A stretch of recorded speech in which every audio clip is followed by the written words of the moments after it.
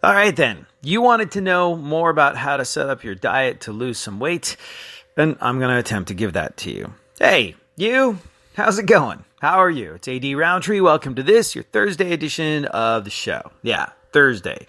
You know what that means? That means this time tomorrow, you will have already made it through yet another week. You're doing awesome. Hang in there. You got this. You are a badass. And if you need something, if there's anything I can do for you to make your Thursday better, hit me up.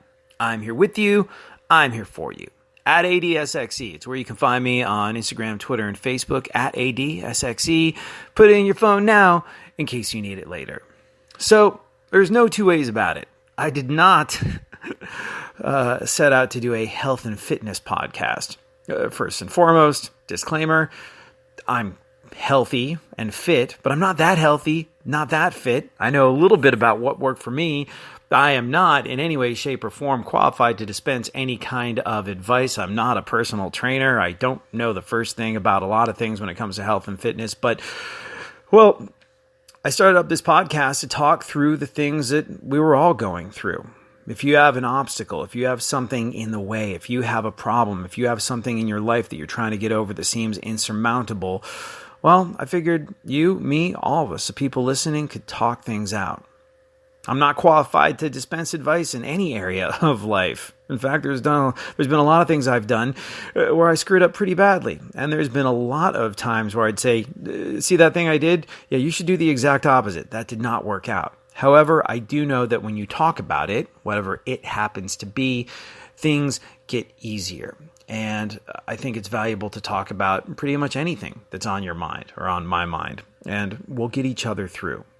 After being on your radio for 17 years, and then all of a sudden having that come to an end, I realized that our conversations that we were having every single day were a big part of what helped me get through the good times, the bad times, and every time in between. And I needed to keep those conversations going. First, for my own sanity, because, I got back about a week ago, but I'd been in Kosovo and then Macedonia in hospital rooms while my father clinged to life, doing my best to get him back. And that was not an easy thing.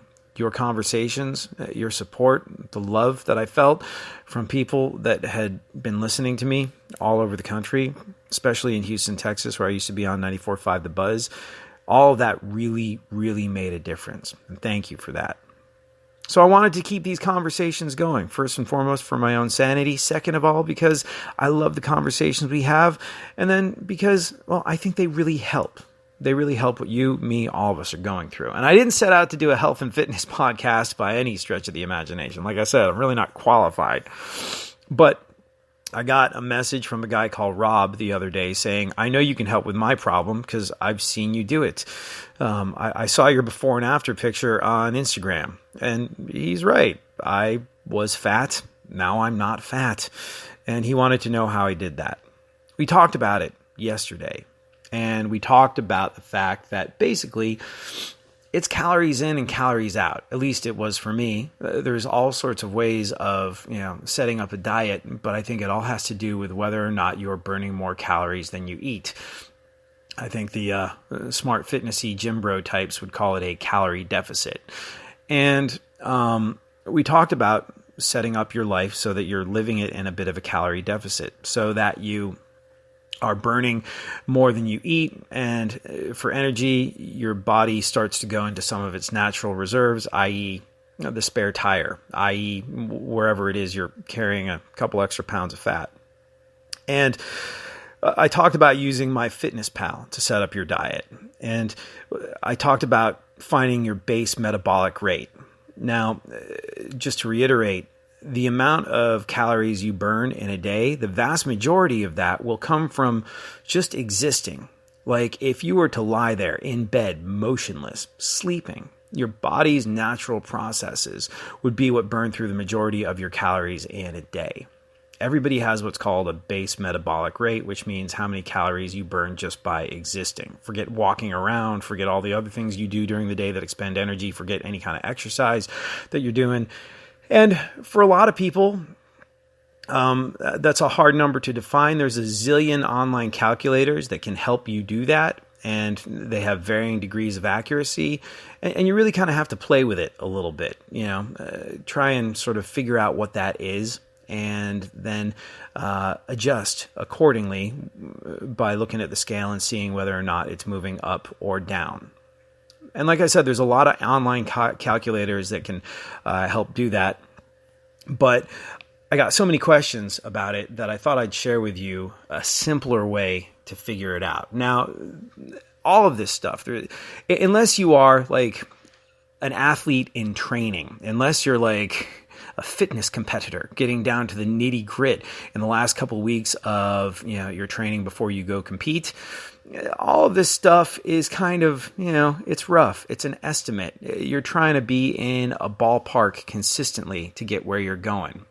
And if you stress about every last macronutrient and calorie, I think you have a chance of tying yourself up in knots and making it a lot less fun.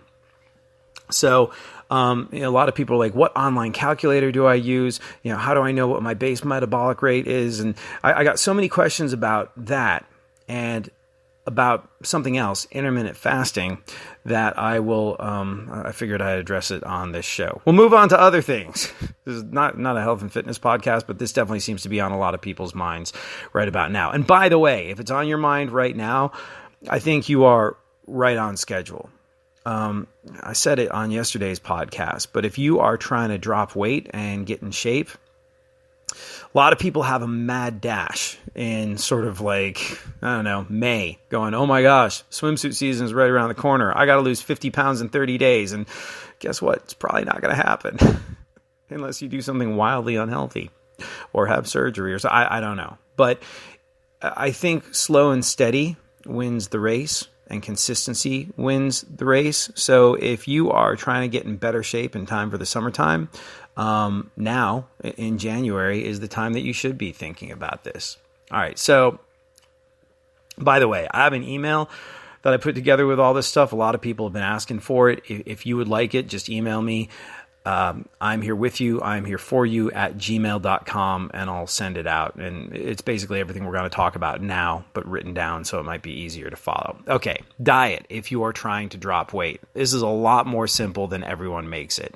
I think, there's a lot of people that overcomplicate this sort of thing because they're trying to sell you something. But if you don't want to use one of those online calculators to figure out how many calories a day you should be eating and how many calories a day, you burn naturally, this is a ballpark, but this is a way that made it simpler for me. You want to eat between 10 and 12 calories per pound of your goal weight per day. 10 and 12 calories per pound of your goal weight per day. For example, if your goal weight is 200 pounds, say you're a guy that weighs 220 and you want to get down to 200, you want to eat somewhere between 2,000 and 2,400 calories per day. Does that make sense? Like 10 and 12 calories, between 10 and 12 calories per pound of your goal weight per day. So take your goal weight and multiply it by 10 to 12, and that's the range you want to be in. Now, 2,000 to 2,400 calories a day, that's a big difference. But like I said, you want to give yourself a range. And if you've been eating, 2,700 calories a day, dropping down to between 2,000 and 2,400 calories a day, that'll be a difference. Also, you want to lose about 20 pounds at a time. Meaning, if you're 220 pounds and you want to get down to 180, pretty common for a lot of guys I know. A lot of guys are about 6 feet tall. They weigh 220 and they wish they were closer to 180. They've got 40, 50 pounds they want to lose. Lose the first 20 pounds eating about 2,000 calories a day before you drop it to 1,800 calories a day to get to 180. Does that make sense? You want to lose about 20 pounds at a time. Set your goals accordingly. If you're 220, you want to be 180. Lose the first 20 pounds by eating 2,000 calories a day. Don't go straight to 1,800. Because you want to go as slow and steady as possible. You want to not give your body a chance to go into defense mode and adjust and start holding on to every calorie because you just cut a huge amount of food out of your life, and it responds by thinking you're in the desert and we've got to hold on to every last ounce of moisture and fat for our survival. Now, you want to be gentle with it. You want to be slow and steady. You want to get, and this is a big one, especially if you're exercising, you want to get approximately 1 gram of protein per pound of body weight per day. meaning if you weigh 180 pounds, you want to try and get 180 grams of protein. Now, you zap all your food with a Myfitnesspal barcode, and it's pretty easy to figure out. If you're not doing prepackaged things, if you're not doing things from restaurants that are chains that have all their calories in Myfitnesspal, good way of doing this stuff is going, all right, I'm eating chicken breast. I think this is about 3 ounces. If you can't be bothered to break out a scale, 3 ounces is about the size of a deck of cards. Does that make sense? So yeah, you want to get approximately 1 gram of protein per pound of body weight per day. Now, again, for me, and I can only say what worked for me, if you are a fitness guru, if you know a lot more about this than I do, there's a pretty good chance that you are listening to me going, no, you're wrong. And well, I'm just really sort of telling Rob, who initially asked me the question, and you, who have asked me the follow-up questions, what worked for me. So about 1 gram of protein per pound of body weight per day, but it's not the end of the world if you don't get 180 grams of protein. That's, I found as long as I was in the range of about 150, everything was fine.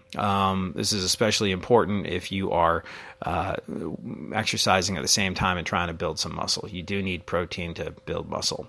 The rest of what you eat, after that 1 gram of protein per pound of body weight a day, it can be whatever you want. I know there's people that go, oh man, you have to hit the exact carbs and fats, macronutrients, and I just kind of let the chips fall where they will. Sometimes there are actual delicious chips, and that was good. Whatever you decide to make up the rest of your diet with, I advise not going too low on carbs if you're going to the gym. They're definitely your friend in terms of giving you energy, which is contradictory to what a lot of people would say.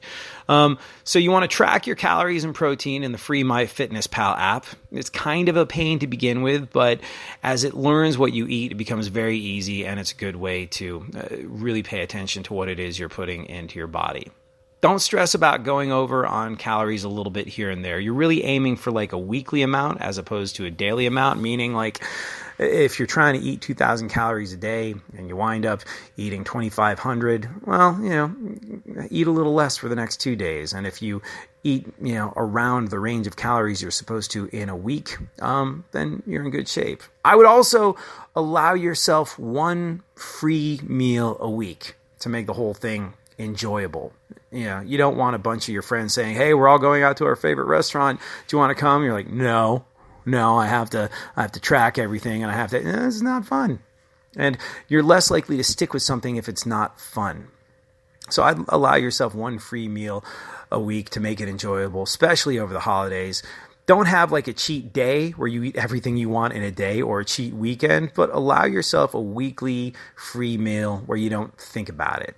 You're going to be pretty strict with yourself for the rest of the time. So it's good to take these in restaurants where it can be super difficult to track your meals unless it's a chain, in which case that nutritional info is usually in Myfitnesspal. A lot of people ask about cardio, like how much should I be? Like, it's weird. I'm not a person that is qualified in any way, shape, or form to be talking about this. I am only telling you what worked for me. I'm only telling you what helped me drop probably somewhere in the range of 50 to 60 pounds. And when it comes to cardio, when it comes to cardiovascular activity, this is going to seem counterintuitive, but I recommend not doing much, or maybe even any to begin with, because you're going to want to hold it back until you start hitting fat loss plateaus, which you will eventually, and then you add it in. You don't want your body to adapt to it early on. That said, the average person going through their life does some cardio. I think the best form of cardio for me was walking. If I ran or if I got on the elliptical, you burn the calories faster, but it tended to be more stress on my body than I wanted to. I can't take Millhouse, my puppy, on to a treadmill or to an elliptical.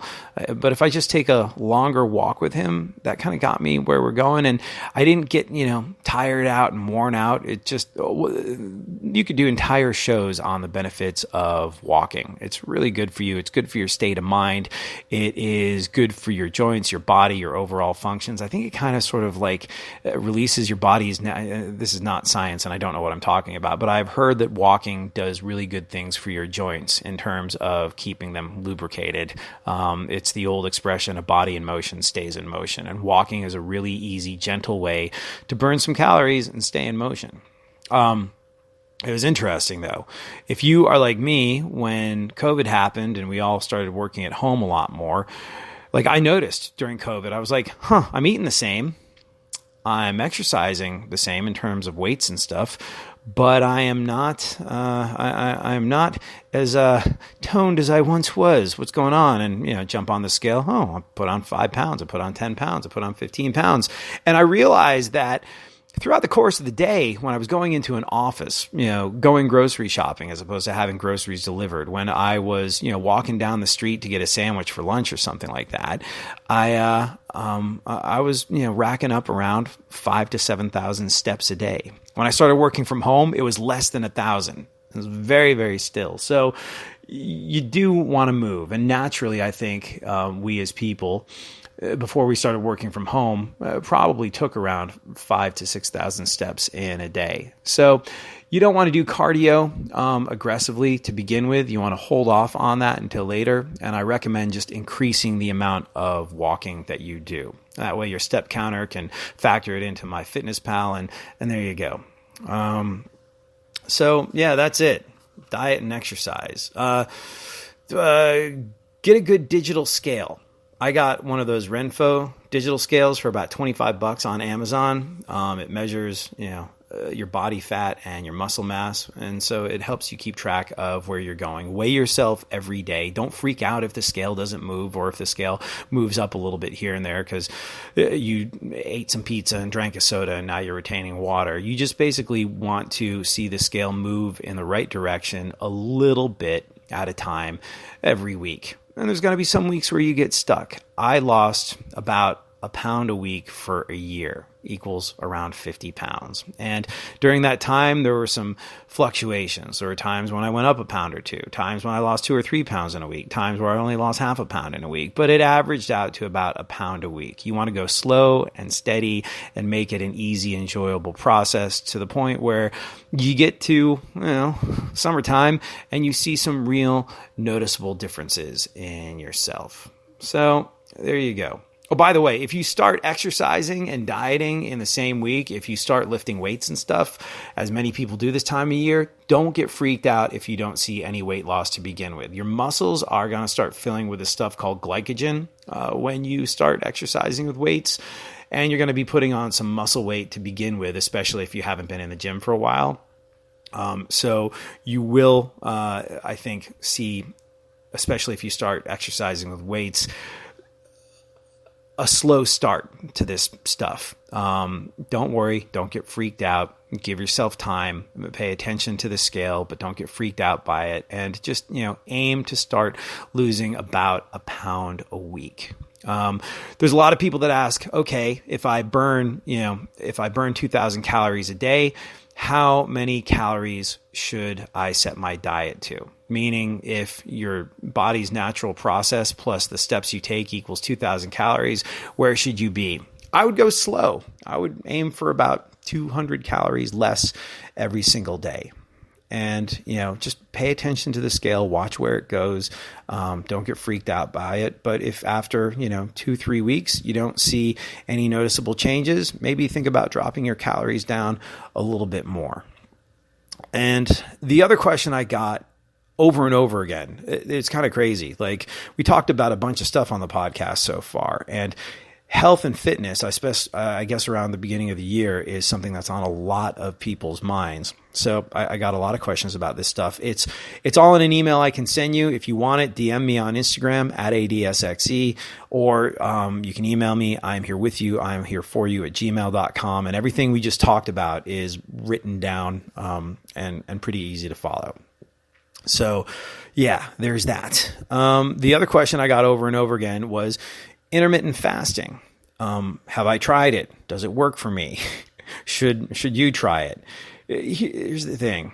Intermittent fasting is, I think, I don't know if it's still cool, but for a while it was all people were talking about. This is one of the things that makes it really frustrating when you're trying to get in shape. This is one of the things that makes it really frustrating. Taking that first step. There's so much information out there, and a lot of it seems very contradictory, and intermittent fasting falls directly into that category. Intermittent fasting, in case you did not know, is going longer without meals. Essentially skipping breakfast. Now, for many years, the health and fitness community would tell you that breakfast was the most important meal of the day. That if you weren't eating a big breakfast to fuel your body's natural processes throughout the course of the day, your metabolism was going to slow to a crawl, you were going to get fat, and you were going to die, and your life would be miserable. So you better eat breakfast. And the thing I liked about intermittent fasting, which is going longer between meals, specifically skipping breakfast, is I've never been a breakfasty guy. I love breakfast food. I love sunny side up eggs on toast and a big bowl of cereal or oatmeal and a couple cups of coffee and maybe a croissant or some toast or something of that nature. And then I want to take a nap. I like breakfast for dinner. I like to eat breakfast food at night. It's never given me the get up and go that it is purported to give people. I've never been a guy that really got a lot out of breakfast. So when people are saying you have to eat breakfast, I'd eat breakfast and then just want to go lie down. Then this idea of intermittent fasting came along, which is essentially you skip breakfast. You go a longer amount of time without eating. Now, there are many people that will tell you that intermittent fasting is this incredible cure-all for everything that ails you, that it's going to do wonders for your hormones, that it's going to release your body's natural human growth hormone, and you're going to get buff if you skip breakfast. And I can't speak to any of that. I view all of that with a great deal of skepticism, but I really kind of feel as though it is what it is in terms of the fact that it's just a way to kind of mess with the calories that you're consuming. Meaning, if you usually eat a breakfast and it's between 500 and 700 calories between your, toast, juice, fried egg, bowl of cereal, a couple of pieces of toast. If you skip that, well, you got all these calories saved up for the rest of the day, and you're sort of holding back on them. So I've done intermittent fasting. I don't know if people would technically call it that because it's really just skipping breakfast. There's people that write books on this stuff. How you write a book on skipping breakfast is beyond me. There is real science to it, I think. I don't know any of it. I'm certainly not qualified to talk about it, but I kind of do, I think sometimes a little bit of intermittent fasting in that I'm more of a cup of coffee person in the morning. Now, a lot of people will say that they swear by coffee when they're skipping that first meal of the day with intermittent fasting because you have a cup of coffee, kind of shrinks your stomach down or something like that, and you're not as hungry. It's a stimulant to make you less hungry, so it's a way of curbing your appetite in the morning. Have a couple of cups of black coffee and don't eat anything until lunchtime. That's all I know about intermittent fasting, and it is a way to control calories. Whether it's intermittent fasting, whether it's a keto diet, whether it is the Atkins diet, whether it is any of the other diets that come and go, I think what it all really comes down to is, are you burning more calories than you consume? And, cutting carbs is a way to do that. Cutting out breakfast is a way to do that. Cutting out proteins, like people seem to do in the keto diet, is a way to do that. I don't know anything about it. All I know is that the goal at the end of the day is to eat less than you burn. Do it slow. Don't put any ridiculous expectations on yourself. Don't expect to see massive monumental changes in a short amount of time. Set the game up so you can win and so you can enjoy it. Allow yourself that one free meal a week so you can go out, you can be with friends, you can have something you look forward to after monitoring what you're eating all week long. And if you have any questions, if there's anything I can do to help, I have all this written down. If you want it, just email me. I'm here with you. I'm here for you at gmail.com. And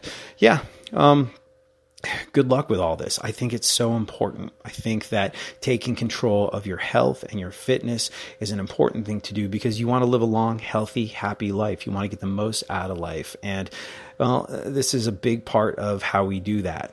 And also when you do take control of something, if you have been struggling with this and you do manage to sort of get it under control and get where you want to be, that is incredibly empowering for your state of mind. You go, I did this, well, I can do some other things too.